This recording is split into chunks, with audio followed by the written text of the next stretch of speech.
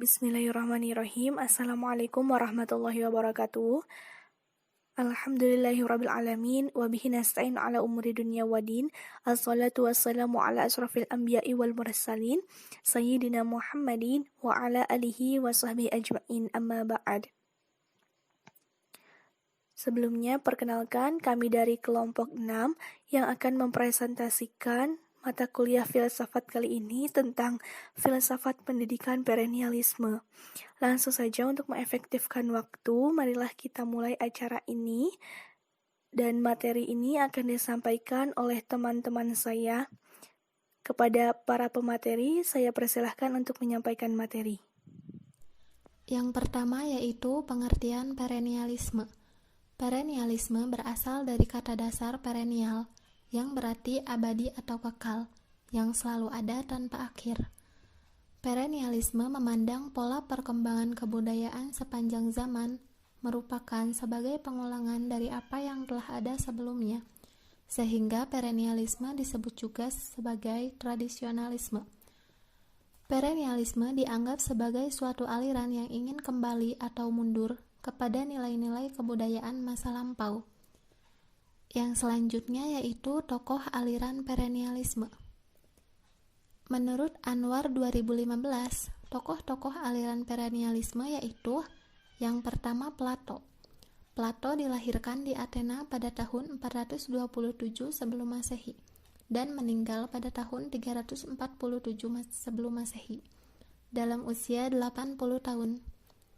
Pokok pikiran Plato tentang ilmu pengetahuan dan nilai-nilai adalah manifestasi daripada hukum universal yang abadi dan sempurna, yakni idea, sehingga ketertiban sosial hanya akan mungkin bila ide itu menjadi ukuran, asas normatif dalam tata pemerintahan.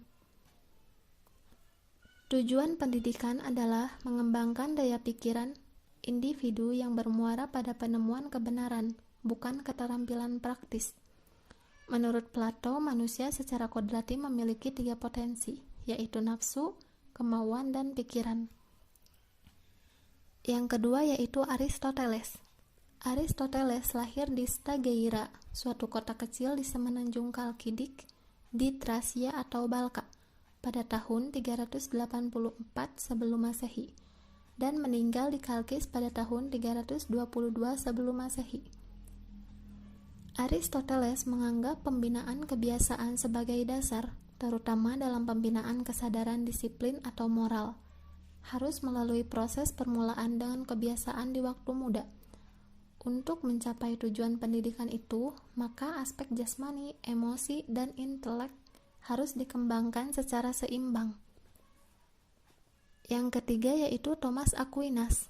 Thomas Aquinas atau Thomas dari Aquino tahun 1224 sampai 1274 Masehi.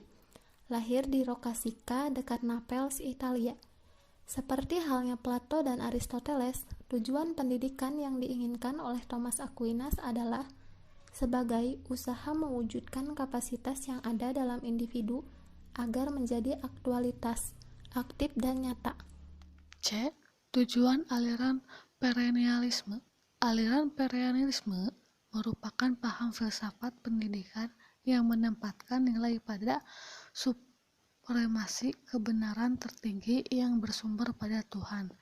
Menurut aliran perennialisme, penyadaran ini dalam pendidikan harus didasarkan pada nilai kebaikan dan kebenaran yang bersumber dari wahyu, dan hal itu dilakukan melalui proses penanaman nilai pada peserta didik. D. Kelemahan dan kelebihan aliran perennialisme. Kelemahan aliran perennialisme. 1. Pengetahuan dianggap lebih penting dan kurang memperhatikan kegiatan sehari-hari. Pendidikan yang menganut paham ini menekankan pada kebenaran absolut, kebenaran universal, yang tidak terkait pada tempat dan waktu. Aliran ini lebih berorientasi ke masa lalu. 2.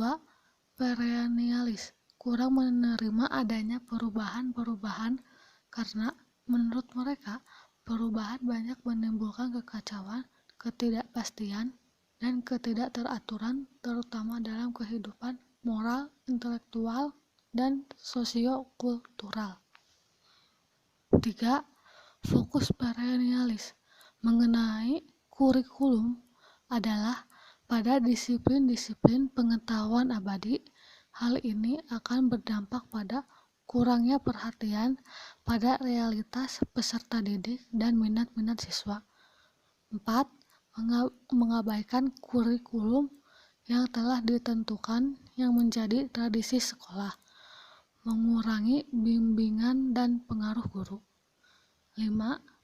Dalam pendidikan perennialisme, siswa menjadi orang yang mementingkan diri sendiri. Ia menjadi manusia yang tidak memiliki self-disiplin dan tidak mau berkorban demi kepentingan umum. Kelebihan aliran perennialisme. 1.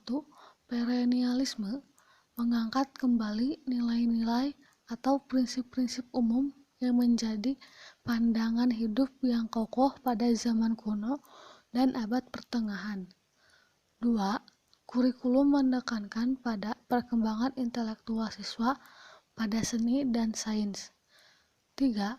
Perennialisme tetap percaya terhadap asas pembentukan kebiasaan dalam permulaan pendidikan anak. 4.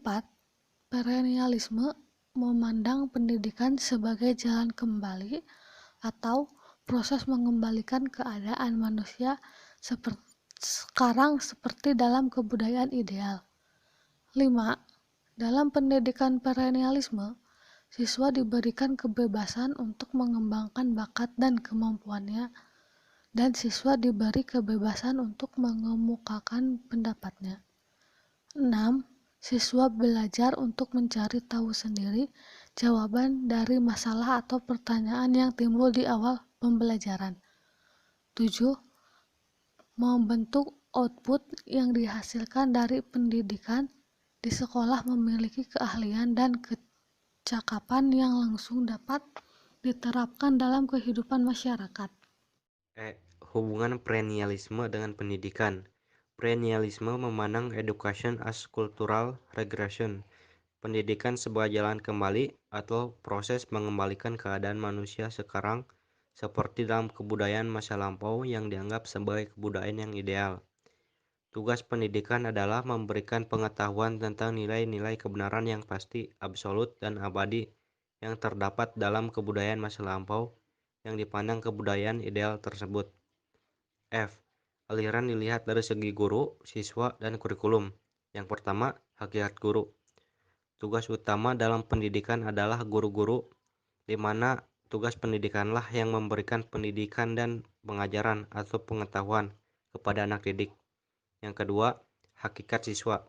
Siswa dalam aliran perennialisme merupakan makhluk yang dibimbing oleh prinsip-prinsip pertama, kebenaran-kebenaran abadi, pikiran mengangkat dunia biologis. Yang terakhir, kurikulum. Kurikulum menurut kaum perennialis harus menekankan pertumbuhan intelektual siswa pada seni dan sains. Baik, terima kasih kepada teman-teman yang sudah menyampaikan materinya dengan baik. Semoga bisa bermanfaat bagi kita semua. Terima kasih juga kepada teman-teman yang sudah menyimak video ini. Mungkin dicukupkan sekian presentasi dari kelompok kami. Kurang lebihnya mohon maaf. Wabillahi taufiq wal hidayah. Wassalamualaikum warahmatullahi wabarakatuh.